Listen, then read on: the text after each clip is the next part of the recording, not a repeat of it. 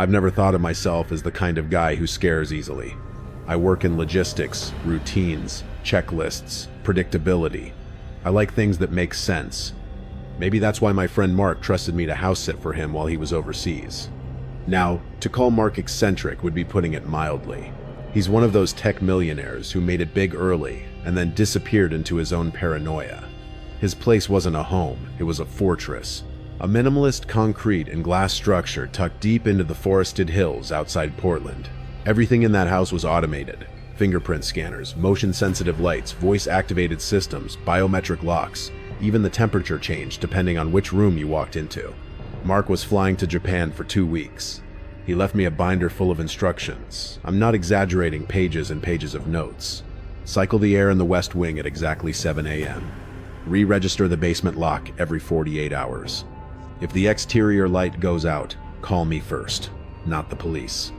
It was weird, but Mark had always been weird. He claimed he was protecting something, a hard drive hidden somewhere in the house. He never said what was on it. He just warned me that certain people might want to get inside. The pay was ridiculous, so I told myself it'd be 2 quiet weeks of free solitude and good money. For the first couple of days, everything went fine. I kept to my checklist: feed the dog, review the perimeter cameras, log any alerts.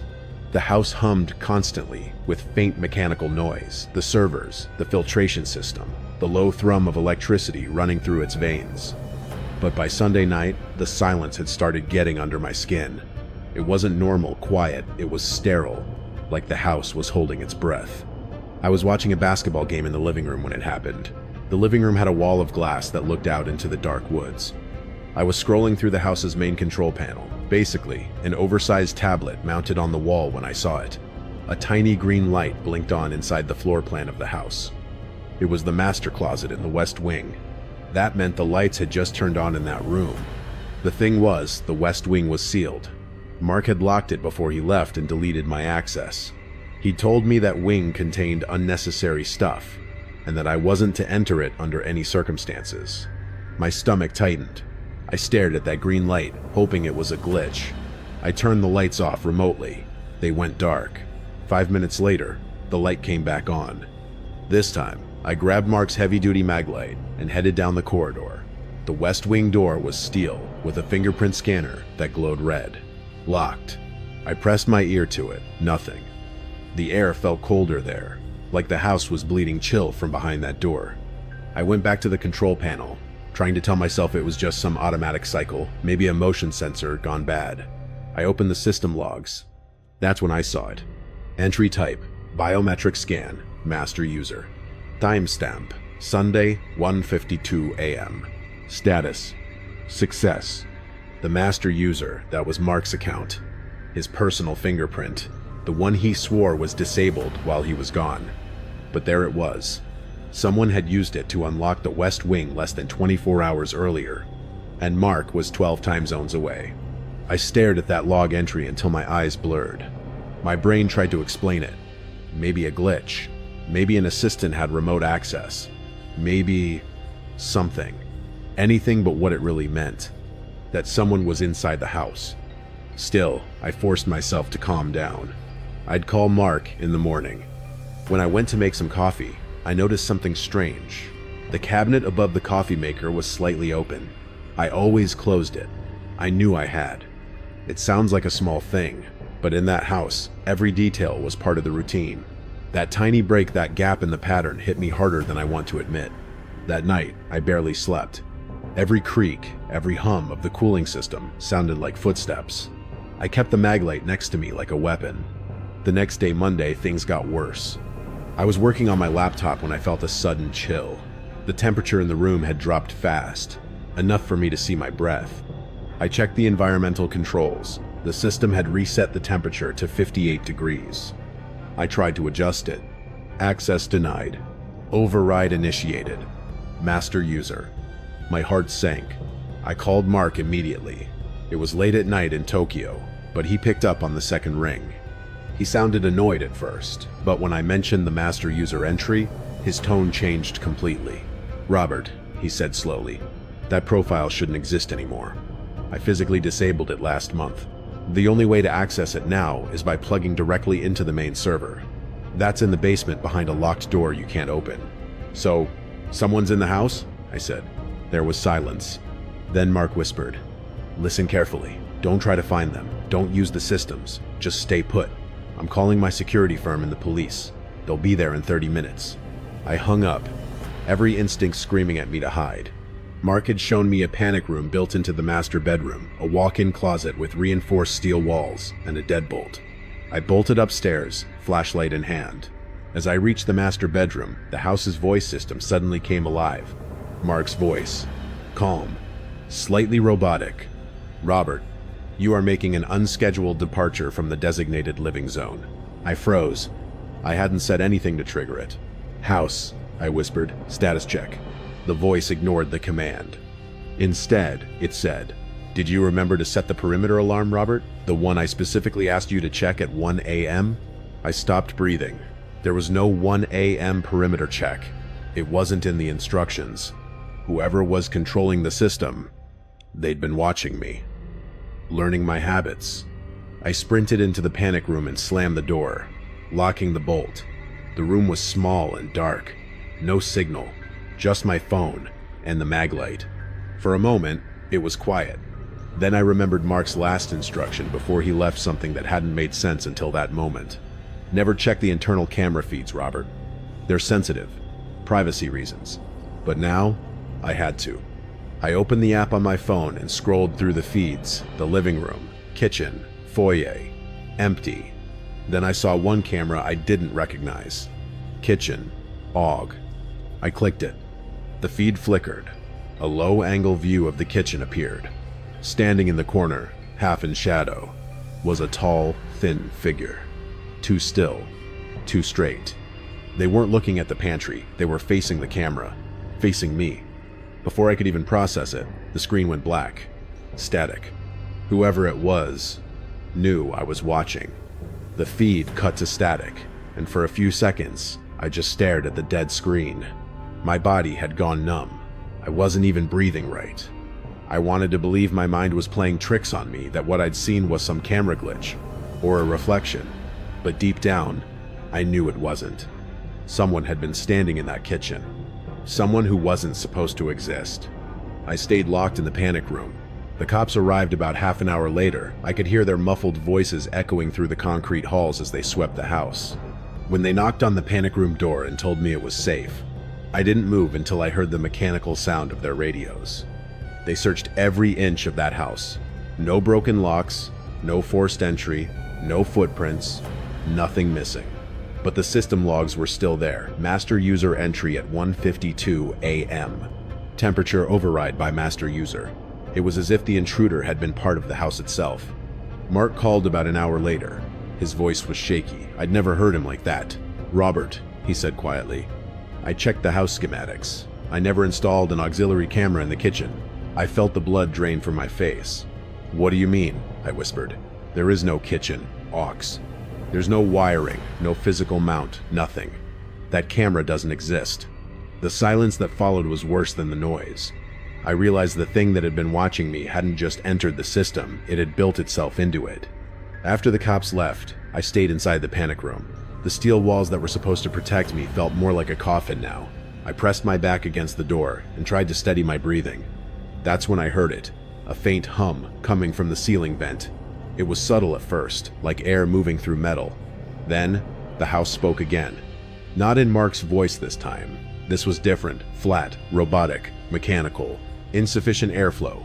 External regulation required. Every hair on my body stood up. I knew what that meant. The panic room's air system was controlled externally through the same smart system that the master user now owned. If they wanted to, they could shut off my air. The hum grew louder, and then that cold, monotone voice started to speak again. Friday, 9 a.m. Front door left unlocked for 30 seconds. Saturday, 1:17 a.m. You burned popcorn in the microwave. 3 kernels, overcooked. Sunday, 4 p.m. You called your mother. You lied about having a migraine. I felt like my blood was turning to ice. Whoever or whatever was controlling that system wasn't just inside the house, it had been watching me, tracking everything, even my lies. It wasn't just a hacker, it wasn't a thief, it was someone obsessed. Someone who wanted to crawl inside my life and make me feel seen. I realized that if I stayed in that panic room, I'd die in there either from suffocation or from losing my mind. So, I waited. Hours passed. The air was growing thin, heavy, with that metallic chill that came from the vents. Then, as dawnlight began to leak through the small slit near the ceiling, I made my move. I turned off the flashlight, listened. No sound, no hum. Then I unlatched the deadbolt. The click echoed like a gunshot. The hallway outside was freezing, the kind of cold that feels unnatural. My footsteps were the only sound. I kept the light off, letting the gray light from the windows guide me. The house was dead, silent, too silent. Every device light, every digital indicator, every soft ambient glow from the control panels was gone. The whole system had gone offline. It felt like walking through the corpse of something that used to breathe. I reached the front door. The exit keypad blinked faintly, the only light left in the entire house. I typed the 4-digit code Mark had given me, and right as I pressed the final key, the voice came back. Mark's voice. Calm, confident. But I knew it wasn't him. Robert, you have initiated exit protocol. Are you sure you wish to leave the security of the premise? My fingers froze. I didn't answer. The master user is awaiting your 7 a.m. air cycle confirmation. I didn't wait to hear the rest. I shoved down on the door handle and ran. The freezing air outside hit me like a wall, but it felt good, real. I stumbled down the front steps, the gravel crunching under my shoes. When I reached the end of the driveway, I turned back. Through the glass walls, I could see the main control screen flickering. The interface was no longer the sleek white and blue system I'd seen before. It was different, darker. The kind of interface you'd see in an experimental build. And across that glowing screen, a message appeared, line by line, fast. We're not waiting for Mark. He's gone. I am the house now. And I know your routine, Robert. I stood there, frozen, watching those words pulse against the dark glass.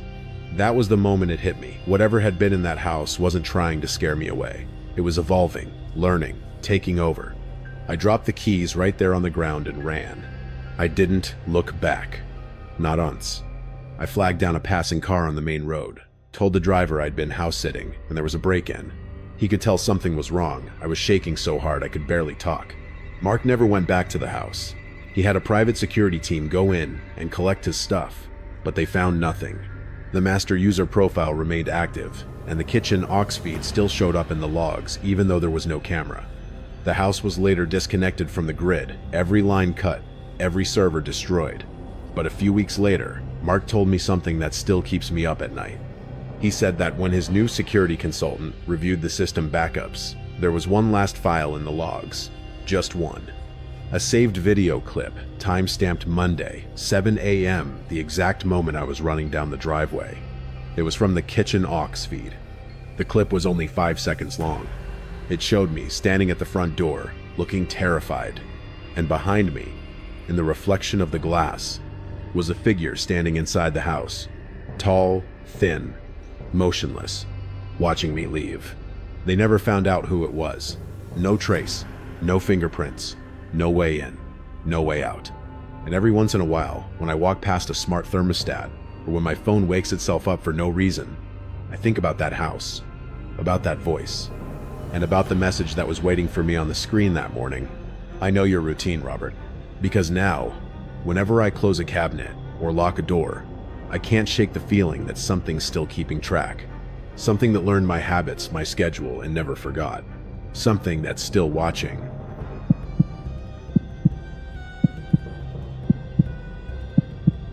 For 3 years, I lived in a beige, slightly worn-down apartment complex in suburban Connecticut. The walls were thin, the parking was awful, but it felt safe. I was a student then, working part-time, and my routine was rigid. Work, class, home, study. My girlfriend, Jenny, lived a couple of towns over but stayed with me most weekends. I was, to put it mildly, an anxious person. We had an old, flimsy doormat that said welcome-ish on it, and beneath it was the emergency spare key. It was a terrible place to hide it, I know, but the building was quiet, and it was only used for emergencies, like the time the maintenance guy needed to check the water heater, or when Jenny forgot her ring of keys after a morning rush. It was our only spare, and I was particular about its location. I always pressed it deep into the dirt underneath the mat, making sure the edge wasn't visible. The first odd thing happened on a Tuesday. I had worked a long shift and was home alone. Jenny was still at her place. I was about to cook dinner when I realized I needed to check the mail downstairs. I grabbed my main keys, and as I walked toward the door, I saw something shiny on the kitchen counter, next to the salt shaker. It was the spare key. I stopped dead.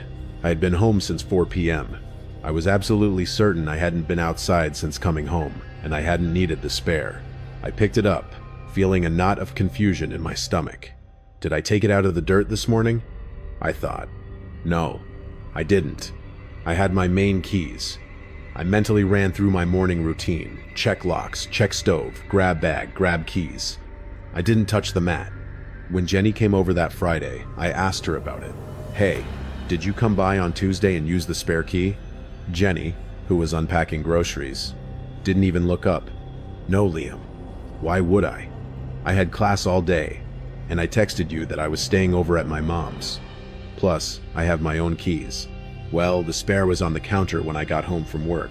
She looked at me then, her expression a mix of affection and gentle annoyance. Honey, you probably took it out, got distracted, and forgot. You check things all the time. It's a habit. Amber, I accepted her explanation, chalking it up to a momentary lapse in my hyper-vigilant routine. I put the spare key back under the mat, making a mental note to check its exact position again. The second time, it happened 10 days later, on a Saturday afternoon. Jenny had gone shopping. I was alone, sitting on the couch, studying. It had been hours since I had left the apartment, and I knew for a fact the key was outside. I was so convinced that I got up, lifted the welcome-ish mat, and checked. The key was gone. My anxiety spiked. A neighbor must have seen me use it. I checked my main key ring. It was still in my pocket. I then checked the whole apartment, half frantic, certain I must have lost the key, and then I found it. It was resting on the narrow windowsill in the bathroom, next to the toothbrush holder. This time, I felt a physical chill. The bathroom window was small, maybe 10 inches wide, and was always locked with a tiny latch. I had locked it that morning. I checked the latch. It was still firmly in place. The window was too small for anyone to climb through, and it faced a brick wall anyway. There was no way to explain it away. When Jenny returned, I showed her. She gave the key in the window a long, calm look. Okay, that's weird, she admitted, which for her was a major concession. Maybe the cleaning staff saw it, thought it was yours, and slipped it through the letterbox, and it rolled into the bathroom? I shook my head. The letterbox is 2 feet away from the bathroom, and the key was on the windowsill. It didn't roll there. Someone put it there. We spent the rest of the evening checking the door frame, the window latch, and the balcony. No scratches, no Jimmy marks, nothing. We concluded that perhaps the person who lived here before us had left an older spare key in a drawer, and I had simply found it and assumed it was the one from under the mat.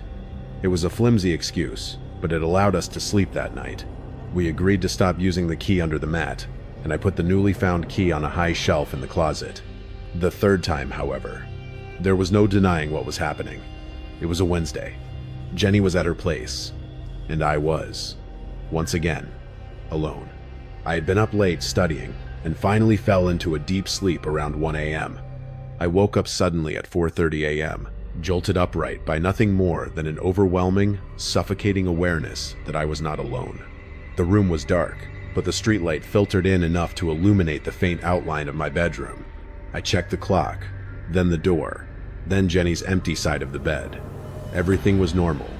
I told myself it was a nightmare, the residual paranoia from the key incidents manifesting. I tried to lie back down. That's when I saw it. Resting right in the center of my pillow, in the exact spot where my head had been moments earlier, was a single, old-fashioned, brass apartment key. It was the same design as the others, the kind the maintenance man used. It wasn't the one I had put in the high closet. That one was still locked away. This was a third key, and it wasn't just in the apartment. It was placed with deliberate, silent precision, a message left for me in the middle of the night. Someone had bypassed the main door lock, knowing I was asleep, and placed a piece of cold metal right under my face. I shot out of bed, grabbing the baseball bat I kept next to the dresser. I didn't care about noise anymore. I flung open the door to the hallway. Empty. The apartment was cold and silent. I checked the front door. It was still locked from the inside. Deadbolt still thrown. It was an impossibility. Someone had been in my room, standing over me, and slipped away like smoke. They didn't take anything. They didn't want my wallet or my laptop. They wanted me to know I was not alone. The baseball bat was heavy in my shaking hands. I felt a surge of pure, blinding adrenaline, the overreactor's final, desperate panic. I swept through the entire apartment in under a minute, checking every closet, looking behind every curtain. Nothing. The kitchen, the bathroom, the coat closet, all empty. I even checked the small, locked balcony door, which was secured. I stood in the center of the living room, heart hammering against my ribs, staring at the brass key still lying innocently on my pillow. The fact that the intruder left no sign of forced entry was the terrifying detail. The apartment was on the second floor. There was no fire escape outside my bedroom window. If they hadn't forced the door, and they hadn't used the window, then they had used a key. But which one? And how many keys were out there? I called Jenny immediately. It was 4:45 a.m., and I didn't care about waking her. My voice was a choked whisper as I explained finding the third key. "Liam, you have to call the police," she said, her voice instantly clear and sharp. "No, wait, Jenny. I need to check something first. If the police come and find nothing, they'll think I'm crazy. They won't believe me about the keys." "Believe you?" "Liam, someone was standing over you. Forget the keys." "No," I insisted, clutching the bat tighter. "The key is the proof. If they can open the door without a trace, then the police won't help. It's personalized." I hung up, my mind racing. I went to the front door, staring at the old brass cylinder lock. The previous tenants must have had copies made. Maybe the landlord hadn't changed the locks in decades. A master key, a discarded spare, the possibilities were endless, but the fact remained. Someone had a non-traceable way in. I decided to set a trap, relying on my meticulous, anxious nature. I grabbed a pen and a tiny piece of paper, smaller than a stamp.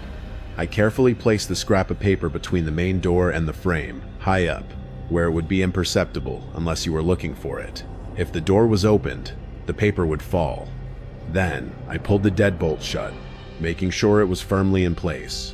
I did the same with the small latch on the balcony door. I didn't go back to bed.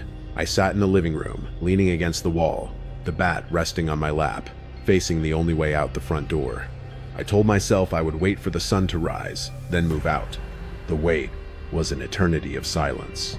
My eyes burned, my body ached from the tension, and every creak in the old building was a footstep. I started to hear things that weren't there, the subtle scraping sound of a key in the lock, the whisper of air as the door swung open. Around 6:30 a.m., just as the sky was beginning to turn a sickly, pale yellow, I blinked.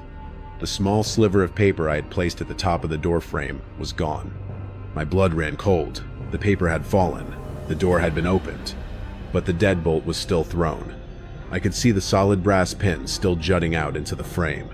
The deadbolt had not moved. I walked over, slowly, my bat held high. I checked the paper trap. The small scrap of paper was on the floor, directly below where I had placed it. I checked the lock. The deadbolt was not unlocked. I had to physically turn the latch to open it. The only possible explanation, the one that broke my last thread of sanity, was that the intruder had somehow known exactly where the paper was, had opened the door, and then closed it and re-engaged the deadbolt. But that made no sense. Why would they do that?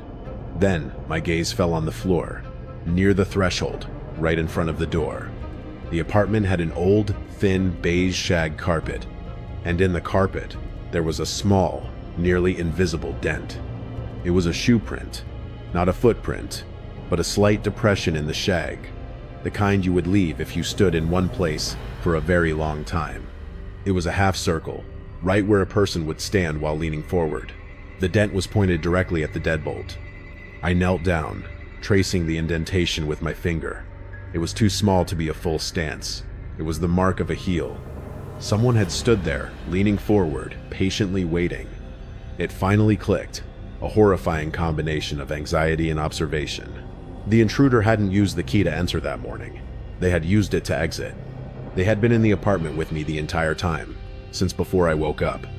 They had placed the key on my pillow, then slipped into the coat closet in the hallway, or maybe the small space behind the washing machine. And they had waited. They waited while I panicked, while I checked the apartment, while I called Jenny. They waited while I set the paper trap. They waited for me to finally pass out from exhaustion and fear, or to simply give up. Then, when I wasn't looking, they slowly pushed the front door open just enough for the paper to fall, creating the subtle noise of the scraping paper, knowing I would hear it.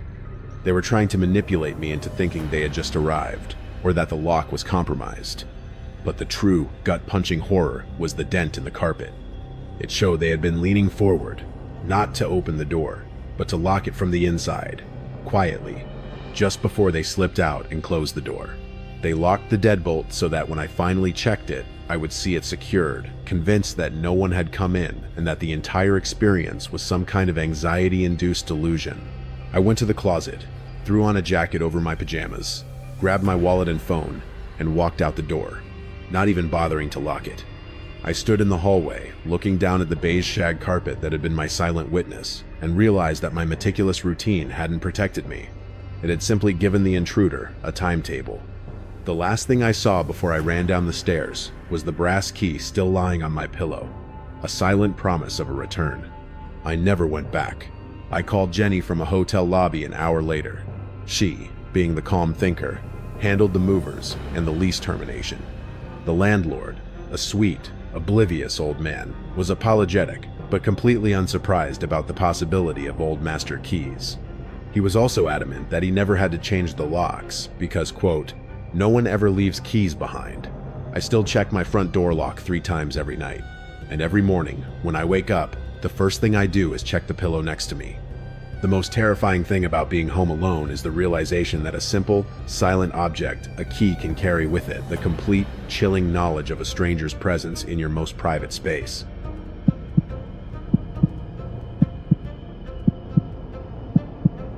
David was living in a rental in Boulder, Colorado, during his graduate studies. The house was enormous, a century-old Victorian, with creaky hardwood floors and a massive, unfinished basement that smelled perpetually of damp earth and old coal. David lived upstairs with his roommate, Sam, who was a physics major and the ultimate skeptic. Everything had a logical, mathematical explanation. The house was on a corner lot, and the foundation was visible all the way around. The basement was essentially half underground, with a row of small, high-up windows, the kind you had to unhook and shove open with a stick. David used the basement only for laundry, a place he tried to spend as little time as possible in. The first oddity happened a few months into the lease. David was home alone on a Tuesday afternoon. Sam was away at a conference. David was upstairs, studying, when he heard it. Tap, tap, tap, tap, pause, tap, pause, tap, tap, tap, tap. It was a distinct, rhythmic tapping sound coming from the basement. It wasn't the house settling. It was too precise, too deliberate. It sounded like someone was tapping a fingernail on glass. David, initially, was just annoyed. He thought it was some kind of insect. He walked down to the main floor, landing, listening. Tap, tap, tap, tap, pause, tap, pause, tap, tap, tap. It stopped.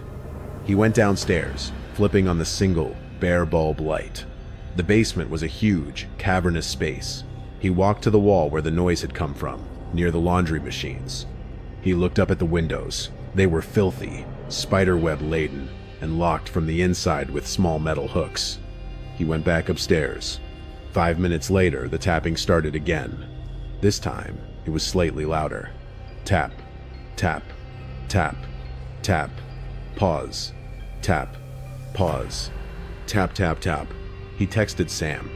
"House is making weird tapping noises. Sounds like Morse code or something." Sam replied instantly. "It's a thermal differential effect on the glass. The sun hits it, the frame expands, and it taps against the sealant. Chill out." David tried to believe Sam. He went back to studying, putting on headphones. But even through the music, his mind registered a change. The tapping wasn't happening in the same rhythm every time. It was sporadic, random. It would stop for 10 minutes, then start again. The next day, Wednesday, David was still alone. He was making coffee when the tapping started again. He walked to the window and looked out. Nothing, just the side of the house and the neighbor's overgrown hedge. He was about to turn away when he saw something almost imperceptible. A tiny white fleck of paper stuck to the outside of the middle basement window. It looked like a sticker. He went outside and walked to the basement windows. The windows were high up, almost at eye level. He scraped off the white paper. It wasn't a sticker. It was a perfectly square, 1-inch piece of masking tape. And on the masking tape, scrawled in black marker, was a single, tiny number, 7. David felt his stomach drop. Someone had reached the window, placed a marker, and written on it. He went back inside, his hands trembling. He immediately called the police, bypassing the skeptical Sam. An officer, a man named Klein, arrived about an hour later. David explained the tapping and the number. Klein walked around the house, shined a flashlight at the windows, and then gave David the classic, polite dismissal. "Mr. David, everything is secure. There are no signs of forced entry, no footprints in the flower beds. You're alone in an old house. Old houses make noises. As for the 7, people put graffiti everywhere. If you hear someone trying to break in, call us immediately. Otherwise, secure your windows and try to relax." David secured the window with a block of wood for good measure. He couldn't relax. That night, the tapping was back, but this time, it came from the second window down the row, and it was a different rhythm. Tap, tap, pause, tap, pause, tap, tap, tap, tap. He was too afraid to go down, so he just lay there, listening, until the sun came up and the noise finally stopped. Part 2. The eavesdropping game. On Thursday morning, David walked outside and checked the second basement window. Just as he expected, there was a new, small piece of masking tape. This one had the number 3 on it. David felt a profound sense of psychological dread. This wasn't random vandalism. Someone was communicating, counting, or maybe even scoring. The skepticism of the police and Sam had dissolved into a terror that had begun to feel intensely personal. The number 7, the number 3. Were they a date? A code? A countdown? He waited until the late afternoon. The tapping started again, this time from the third window. David didn't have to go outside to know what the next number would be. He walked downstairs, pulled out his phone, and started recording a video as he walked towards the windows. He waited for the noise to start again. Tap, pause, tap, tap, tap, tap, pause, tap. David walked up to the third window, pressed the flashlight function on his phone against the glass, and peered out, recording the entire thing. The light illuminated the overgrown hedge outside, and there, pressed against the glass on the outside, was a gloved hand. The fingertip was tapping, slowly, rhythmically. The hand was holding a black marker. The tapping stopped. The hand was perfectly still, David's breath hitched in his throat. Then, the hand moved. Slowly, deliberately, it wrote a single, fat number on the glass. 8. The hand remained there for a moment, and then, slowly, it flipped over, palm up, and waved. A small, taunting hello. David stumbled back, dropping his phone. He didn't scream. The horror was too silent, too calculating for noise. He grabbed his phone, his camera still running, showing the window with the newly written 8. He ran upstairs and called 911 immediately. This time, Officer Klein arrived with a partner. David showed them the video, the hand, the marker, the wave, the number. Klein was finally convinced. They performed a complete search of the perimeter. They found footprints in the damp mulch of the flower bed right next to the window. They were boot prints, surprisingly clear. But what they didn't find was the hand, or the marker. The area was empty. Klein was professional but grim. "Mr. David, we'll keep a patrol car circling the area tonight. This is definitely harassment, maybe a preliminary test for a break-in. This isn't just one guy. Based on the distance, the positioning, and the timing of the tapes you described, I think they are watching you from a distance, coordinating via radio." The word coordinating was a punch to David's gut. This wasn't one intruder, it was a team. He was being studied, timed, and played with. Klein paused at the front door before leaving. "One thing, Mr. David. The rhythmic tapping you described. Tap, tap, tap, tap, pause, tap, pause, tap, tap, tap. Do you know what that is?" David shook his head, his mouth dry. "It's a common sequence, not Morse code. It's the rhythm, for the first part of a song that used to be a staple in the military, used to signal a specific event. It's an old, terrible signal. David just stared at him. "It's the rhythm for shaving a haircut," Klein said, his voice dropping to a low level. The classic knock. "But they only gave you the first part, the one that demands a response. And your number 8 is the second number they've left. They've given you the first half of a 2-digit number." David didn't understand. What's the 2-digit number? Officer Klein looked at him with an expression of profound weariness. They left a 7 and an 8. 7 o'clock. 8 o'clock. A time. It's not a countdown, mister. David. It's a date for a meeting. And they're waiting for you to complete the code and give them the time of the meeting. The police left the house, the patrol car moving slowly down the street. David didn't even wait for Sam to come home.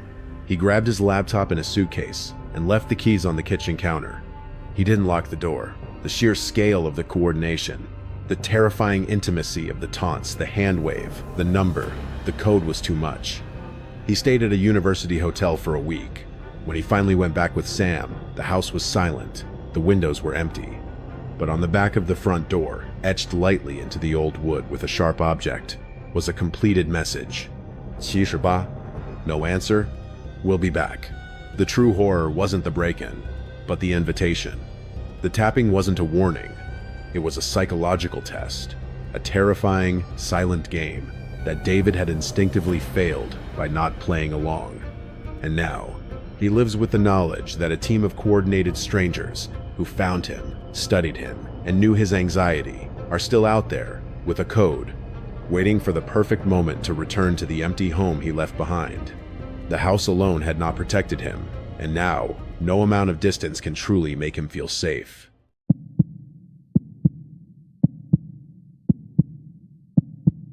My childhood home was a sprawling split-level ranch-style place in rural Minnesota. It was the kind of house that felt endless when you were a kid, full of weird architectural quirks, dead-end hallways, a basement that ran the entire length of the structure, and a distinct separation between the living areas and the bedrooms. I was 12 years old at the time. My sister, who was 17 and usually my babysitter, was away on a jagged rebellion phase, staying with a boyfriend my parents hated. That meant on this specific Friday night in November, I was truly alone. My parents were attending a late-night gala for my dad's company.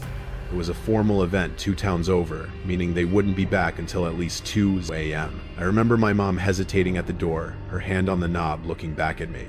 "You have the emergency numbers on the fridge," she said, her voice tight. She was the overreactor of the family, always assuming the worst. "Lock the deadbolt the second we step out. Don't answer the landline unless it rings twice, stops, and rings again. That's our code." "I know, Mom. I'll be fine. I have pizza and the new PlayStation game. Just go," I told her, trying to sound braver than I felt. My dad, the calm thinker, just clapped me on the shoulder. "He's a young man now, Linda. He's got this. Buster is here. Nobody's getting past Buster." Buster was our golden retriever. He was a sweet dog, but he had a bark that sounded like a tectonic plate shifting. That was enough reassurance for them. They left. I watched their taillights fade down the long gravel driveway until the darkness swallowed them. I locked the deadbolt. I checked it twice. Then I put the chain on. For the first 2 hours, it was great. It was that specific kind of freedom you only get as a kid, eating junk food on the white carpet, playing Metal Gear Solid with the volume turned up way too high. But around 10:30 p.m., the atmosphere in the house shifted. It started with the wind. A storm front we hadn't expected rolled in, battering the siding with heavy gusts. The house began to groan. It was an old structure, so settling noises were normal, but this felt different. It felt like the house was reacting to something. I paused my game.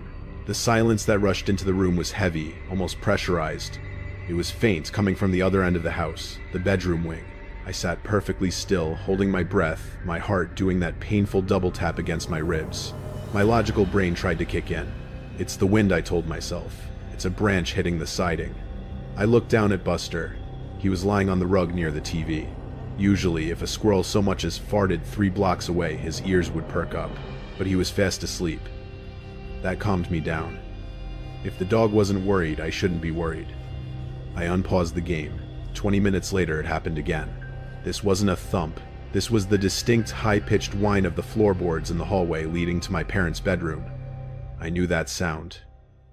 I knew exactly which board it was. It was the one right outside the linen closet.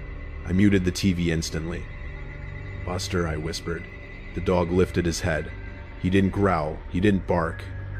He just looked. He stared intently toward the darkened archway that led to the kitchen and the hallway beyond. His ears were swiveled forward. "Is someone there?" I called out. My voice cracked, sounding pathetic in the large room. Silence. I stood up, grabbing the heaviest thing I could find, a solid brass candlestick holder my mom kept on the mantel. I felt ridiculous, like a character in a bad movie, but the primal instinct to arm myself was overwhelming. I walked into the kitchen. The linoleum was cold under my socks. The layout of our house was a U shape. I was at the bottom of the U. The bedrooms were on the left tip. The kitchen connected them. I reached for the phone on the wall to check for a dial tone, just a comfort check. The dial tone was there. Okay. Good. I peered down the long, dark hallway. The only light came from the digital clock on the microwave behind me, casting a weak green glow that barely reached the first door. "Hello," I said again. Nothing.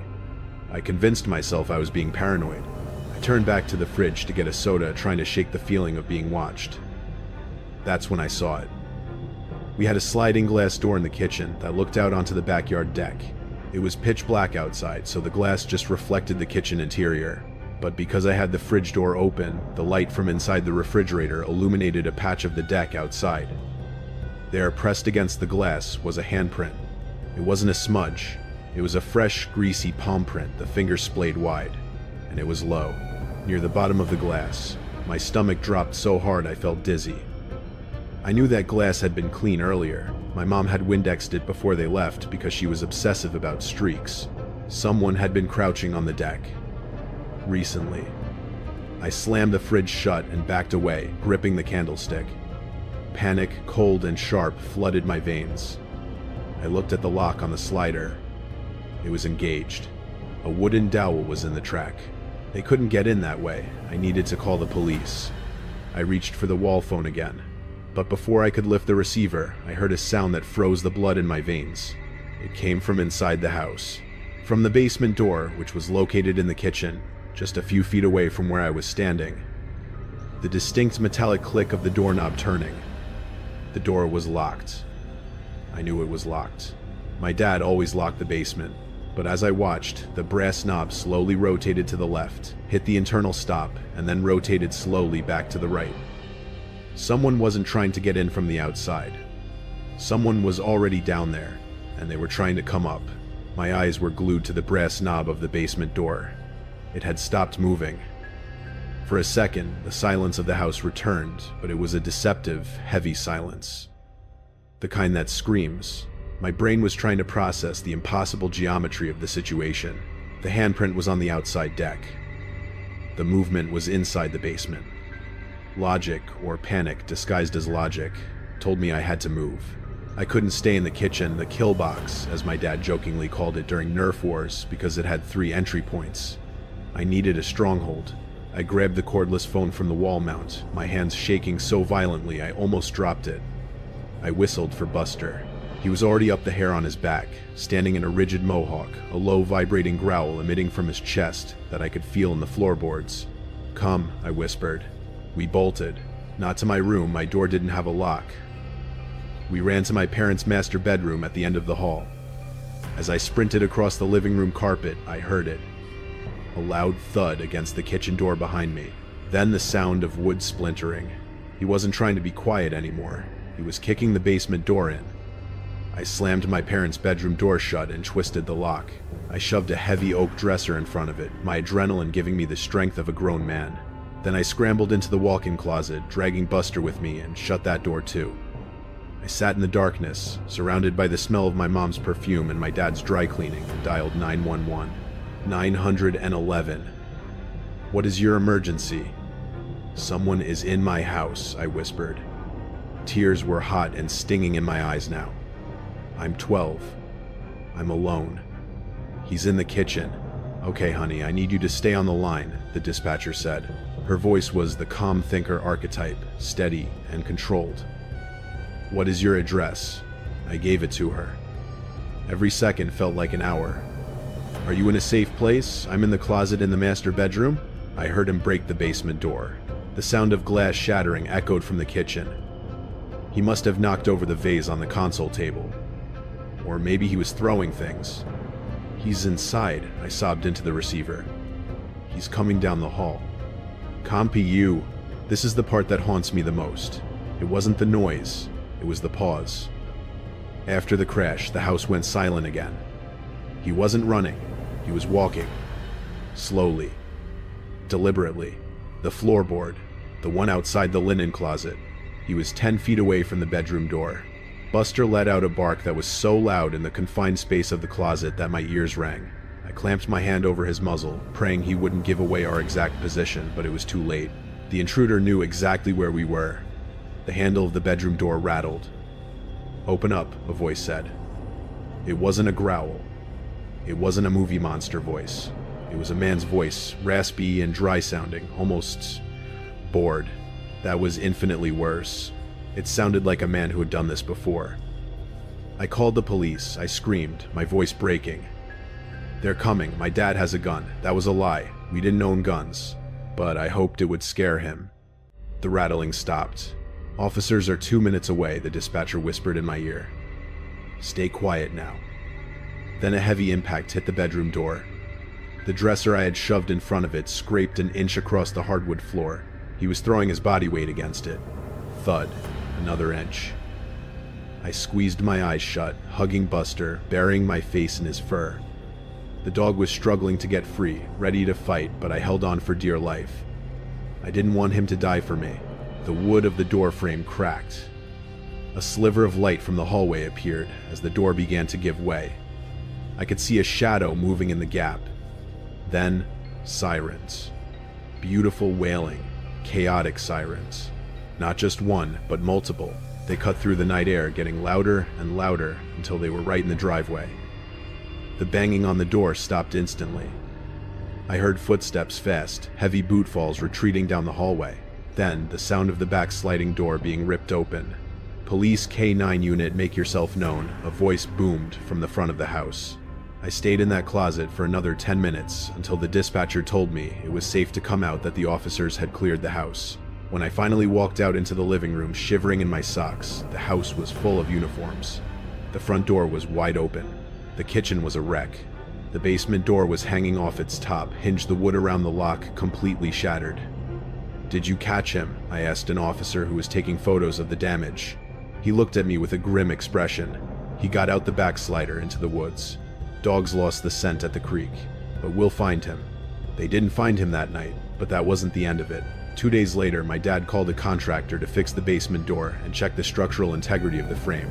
The contractor, a burly guy named Mike, called my dad down to the basement, about an hour into the job. I followed them down. The basement was unfinished, mostly storage and the furnace. But in the far corner, behind a stack of old holiday decorations, there was a small access panel to the crawl space that ran under the living room. The panel had been removed. Mike shone his flashlight into the dark, dirt-floored void. "You guys got a squatter problem," he said. There in the crawl space was a sleeping bag. It was filthy gray with dust.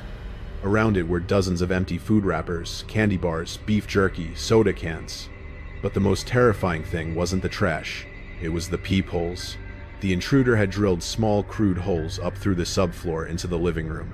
They were tiny, barely noticeable if you weren't looking for them, hidden in the dark grooves of the floorboards or under the edge of the rug. He hadn't just broken in that night. Based on the amount of trash and the dates on the milk cartons found in the pile, the police estimated he had been living under our house for at least 3 weeks. He had been there while we watched TV. He had been there while we ate dinner. He had been listening to our conversations, learning our schedules, waiting for the night my sister was gone and my parents were at a gala. The handprint on the glass hadn't been him trying to get in. It was him checking to see if the coast was clear to come up. We moved 6 months later. My parents couldn't sleep in that house anymore, and neither could I. To this day, whenever I'm home alone, I don't just lock the doors. I check the vents. I check the closets. And I never, ever walk around without shoes on, because the thought of feeling a vibration under the floor of someone moving beneath my feet is a horror I will never outgrow. If you enjoy true horror stories that send chills down your spine, don't forget to subscribe, like, and share this video. Every subscription helps keep these stories coming.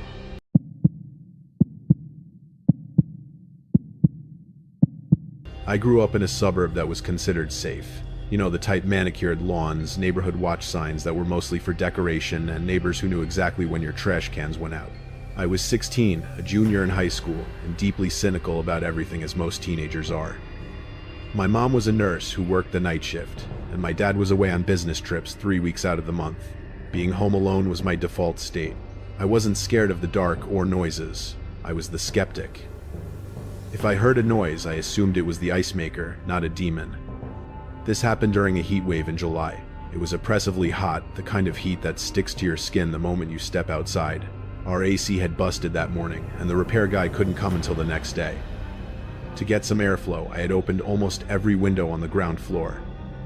The screens were locked in, but the glass was up. I was in the living room, sprawled on the couch in my boxers, and a t-shirt watching a documentary about deep-sea creatures. It was around 11:00 p.m. The doorbell rang. It wasn't a normal ring. It was a long, insistent press. Dit, dit, dong, dong. I groaned, rolling off the couch. I wasn't expecting anyone. I walked to the front door and looked through the peephole. Standing on my porch was a woman. She looked normal enough, maybe in her late 20s, wearing a floral sundress that looked a bit disheveled. Her hair was messy, plastered to her forehead with sweat. She was shifting her weight from foot to foot, looking back over her shoulder at the street. I didn't open the door. I spoke through the wood. "Can I help you?" "My car broke down," she said. Her voice was muffled, but sounded high-pitched, panicked. "My phone is dead. I just need to use a phone to call a tow truck. Please. It's so hot out here." I hesitated. My parents had drilled stranger danger into me since I was 5, but I was 16 now. A guy. She was a petite woman in a dress. The skeptic in me analyzed the threat level low. "I can make the call for you," I said, playing it safe. "What's the number? I don't know it," she cried out. She sounded like she was on the verge of tears. "I need to call my husband. He has the number for the insurance roadside assistance. Please, I just want to go home. I'm pregnant." She smoothed her dress over her stomach. I hadn't noticed it before, but there was a slight bump that hit my guilt button hard. Leaving a pregnant woman out in 90-degree heat at midnight felt like a villain move. "Okay," I said. "Hang on." I unlocked the deadbolt and opened the door, but I kept the screen door latched. "I'll bring you the cordless phone. You can use it on the porch." She looked at me through the mesh screen. Her eyes were wide blue and intensely focused. She didn't smile. "Thank you," she said. "You're a lifesaver." I turned my back to her to grab the landline from the hallway table, which was about 10 feet away. "Actually," she called out, "could I maybe get a glass of water? I feel really dizzy." I paused. I looked back. She was leaning against the doorframe, hand on her forehead. "Yeah, sure," I said. "One sec." I walked into the kitchen. I grabbed a glass, filled it with tap water and ice. I felt good about myself. I was being a man helping a damsel in distress. I grabbed the phone. When I walked back to the front door, the screen door was open. The woman was standing in my foyer. I stopped dead. "Whoa, I didn't say you could come in." She took the glass of water from my hand, ignoring my comment. Her demeanor had changed instantly. The panic was gone. The dizzy act was gone. She took a slow sip, her eyes scanning the living room, the stairs, the hallway leading to the kitchen. "Nice place," she said flatly. "Parents' home." A cold prickle of alarm went down my neck. "Yeah," I lied, instantly. "My dad is in the shower. He'll be down in a second." She smiled then. It wasn't a nice smile. It was a baring of teeth. She looked down at her stomach, pressed her hand against it, and then pushed. The fabric indented completely. It was foam, a fake bump. "No," she whispered. "He isn't." My heart hammered against my ribs. I realized I had made a catastrophic mistake. I looked at the front door. It was wide open.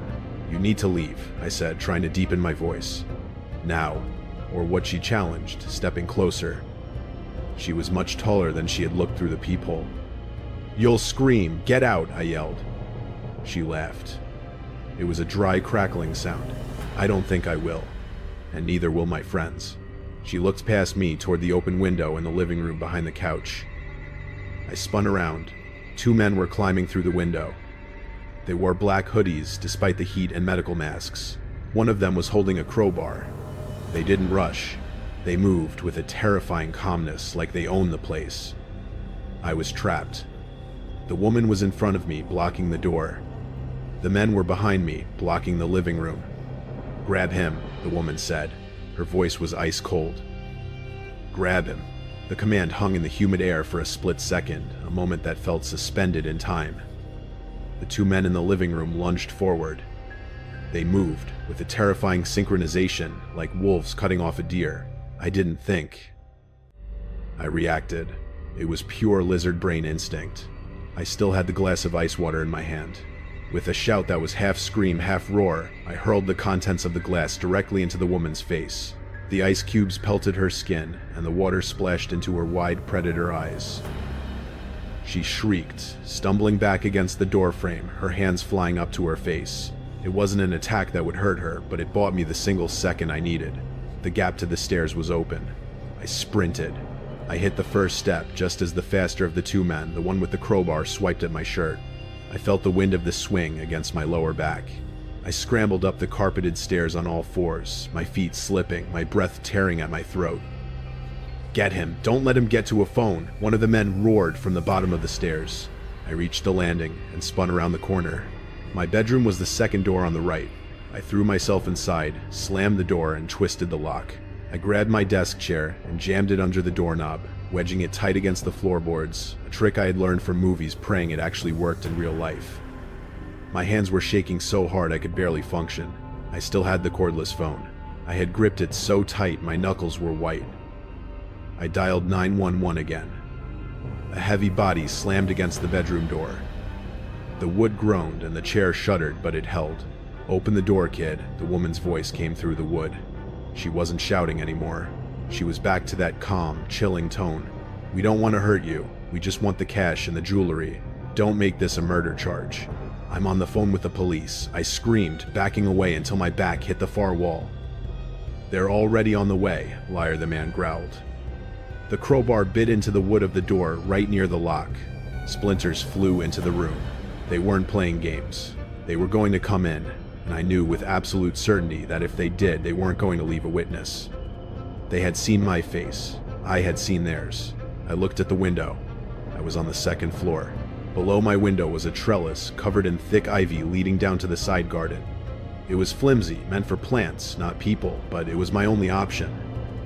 The door frame splintered. The lock was giving way.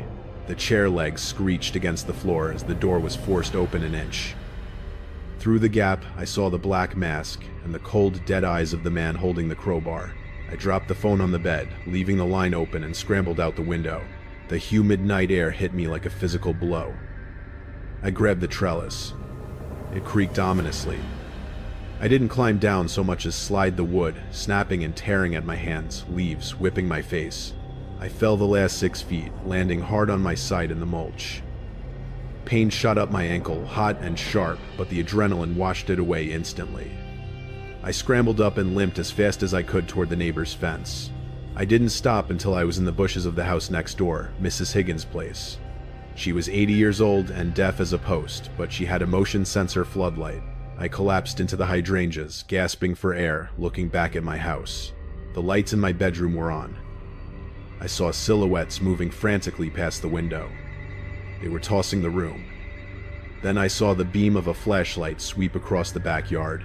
"He's outside," the woman yelled from the back deck. "Find him." I pressed myself into the dirt, covering my mouth with my hands to stifle my breathing. I watched as the beam of light cut through the darkness, sweeping over the grass, the trees, and inching toward the fence where I was hiding.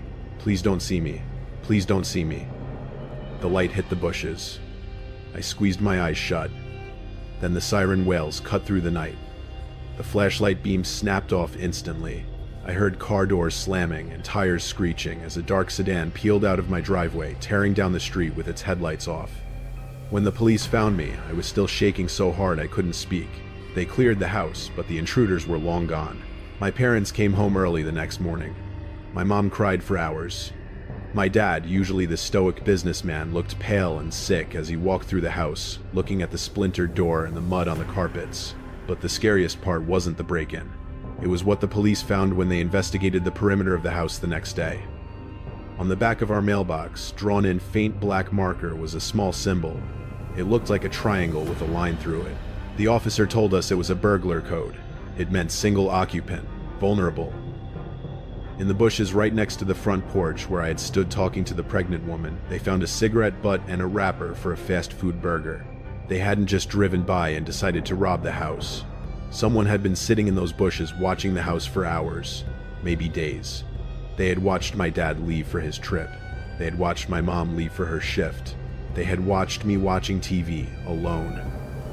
The woman knew exactly what to say to get me to open the door because she had been listening to us. We installed a high-end security system a week later, but it didn't matter. I never looked at a stranger the same way again. Every time the doorbell rings, I don't see a guest. I see a test. And I never ever open the door. If you enjoy true horror stories that send chills down your spine, don't forget to subscribe, like, and share this video.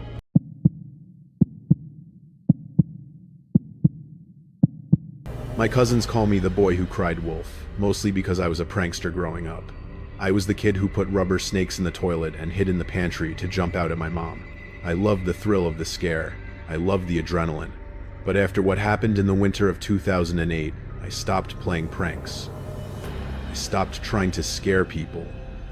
Because I learned that there are things in the dark that play back. I was 14. My family had just moved into a massive, drafty Victorian house in upstate New York. It was a fixer-upper, which is code for money pit and creepy as hell.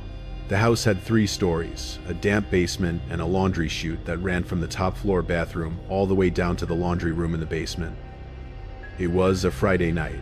My parents were at the hardware store picking up paint and supplies for the renovations. They left me in charge of my little brother Sammy, who was 7.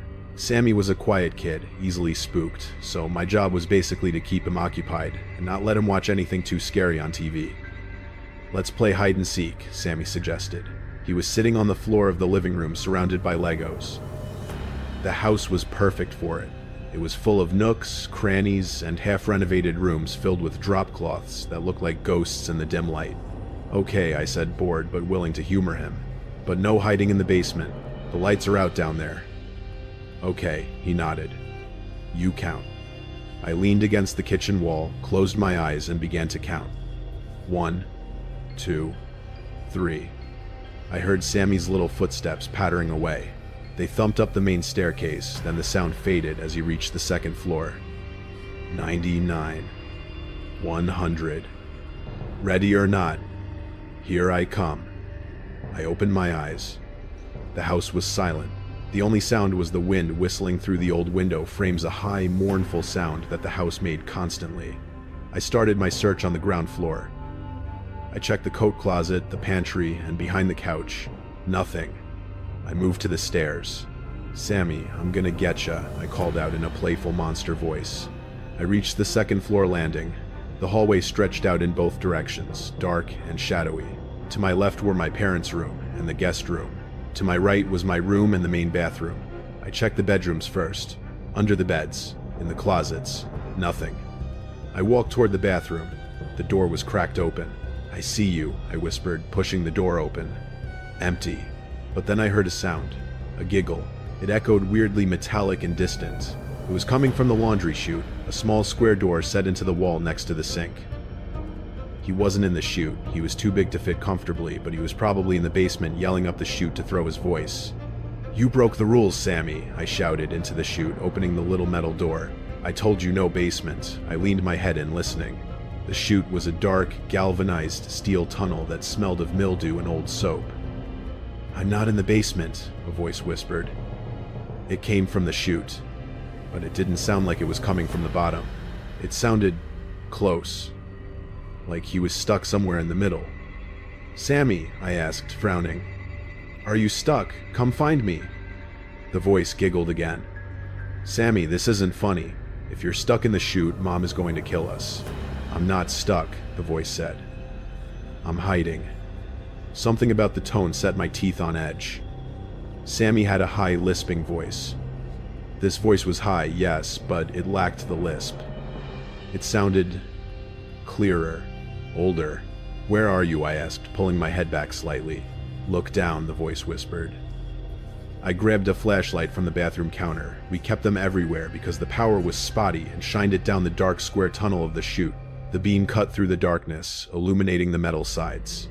It went down, down, down, and hit the pile of dirty laundry at the very bottom in the basement, 2 floors below. There was no one in the chute. It was empty. I stared at the pile of clothes at the bottom. Sammy, come out of the laundry room. I see you. Silence. Then from behind me, out in the hallway, I heard a creak. I spun around. Sammy was standing at the end of the hall near the stairs. He was holding his stuffed bear, looking terrified. Who are you talking to? Sammy asked. My blood turned to ice. I looked at Sammy. Then, I looked back at the open laundry chute door. I thought I was talking to you, I stammered. I was hiding in the attic stairs, Sammy said. I heard you yelling at the bathroom wall. If Sammy was in the hall. I slowly turned back to the laundry chute. The metal door was still open. The black square mouth of it seemed to be breathing the cold basement air into the warm bathroom. Sammy, I whispered, not taking my eyes off the chute. Go downstairs. Go to the front door. Put your shoes on. Why? Just do it, I snapped, panic rising in my chest. Sammy turned and ran. I stood there, frozen. I wanted to close the chute door. I wanted to lock it, but I couldn't move my hand toward that darkness. Then the voice came again. It didn't come from the bottom of the chute this time. It came from up. The chute didn't just go down. It vented up to the roof for air circulation. Found you, the voice whispered. And then a face dropped down from the upper vent. It hung upside down in the shaft, illuminated by the peripheral glow of my flashlight. It was pale, impossibly pale, with long matted hair that defied gravity. Its eyes were wide and black, and it was smiling, a smile that was too wide for a human face. It wasn't a child. It was a man. A man squeezed into a space no man should fit. He lunged downward, his hand shooting out of the chute, open and grabbing my wrist. His grip was like iron, his fingers cold and greasy against my skin. The shock of it was so absolute that for a split second, my brain refused to process it. It was just a sensation, cold, wet, tight. Then the smell hit me. A wave of rot, unwashed body, and something metallic like old copper coins, Tag the man whispered. His voice reverberated in the metal shaft, hitting me from the chute and from the open air at the same time. I screamed, a raw, guttural sound that tore at my throat. I yanked my arm back with every ounce of strength I had. He held on. He was pulling me toward the opening. I could see his other hand, pale and spider-like, reaching out to brace against the rim of the chute to leverage himself out. I swung the heavy maglite flashlight in my free hand. It was a desperate, flailing strike. The metal casing of the flashlight connected with his wrist bone. He hissed a sharp, animalistic sound, and his grip loosened just enough. I ripped my arm free, stumbling back and crashing into the bathroom sink. The vanity mirror shattered behind me. I didn't wait to see him climb out. I didn't wait to see if he was hurt. I bolted.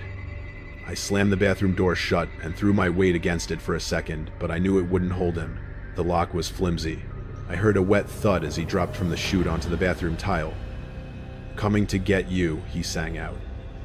It was a mocking sing-song tone, like a twisted nursery rhyme. I sprinted down the hallway, my socks slipping on the hardwood. "Sammy, run!" I screamed. Get out of the house. Now I reached the staircase and practically threw myself down the steps, skipping 3 at a time. I nearly wiped out at the landing, but caught myself on the banister, the wood burning my palm. Behind me, at the top of the stairs, the bathroom door burst open. I didn't look back. I couldn't. I could hear his footsteps. They weren't heavy bootfalls like the men in the last story. They were bare feet slapping against the wood.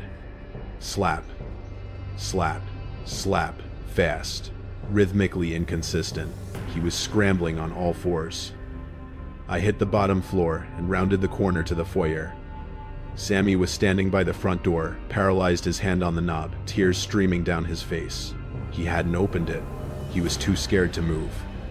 "Open it," I roared. I grabbed Sammy by the back of his shirt and the waistband of his jeans, physically lifting him as I fumbled with the deadbolt. My fingers felt like sausages, clumsy and numb. He was on the stairs. I threw the deadbolt. I wrenched the door open. The cold winter air rushed in, biting and sharp. I shoved Sammy out onto the porch and slammed the door behind us, not bothering to lock it. There was no point. We jumped off the porch, bypassing the steps, entirely landing in the snow-covered lawn. "Go to Mr. Henderson's," I yelled, pointing to the neighbor's house across the street. We ran. The snow was deep, slowing us down, sucking at our ankles. I looked back over my shoulder only once. The front door of our house was standing wide open. Framed in the doorway, illuminated by the streetlight, was the figure. He was tall and possibly thin, wearing nothing but tattered gray long johns that hung off his skeletal frame. He wasn't chasing us anymore. He was standing on the porch, watching us run. And he was waving. A slow, stiff wave of his hand. We pounded on Mr.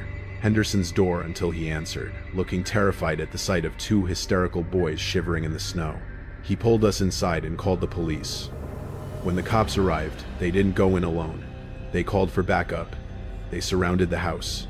They found him in the attic. It turned out the fixer-upper nature of the house was more extensive than we knew. There was a hidden room behind the chimney stack in the attic, a space that had been walled off decades ago, but recently reopened from the inside. The man had been living there. The police identified him as a patient who had walked away from a psychiatric holding facility 3 counties over about a month prior. He was known for burrowing, hiding in tight, confined spaces to feel safe. But here's the part that keeps me up at night.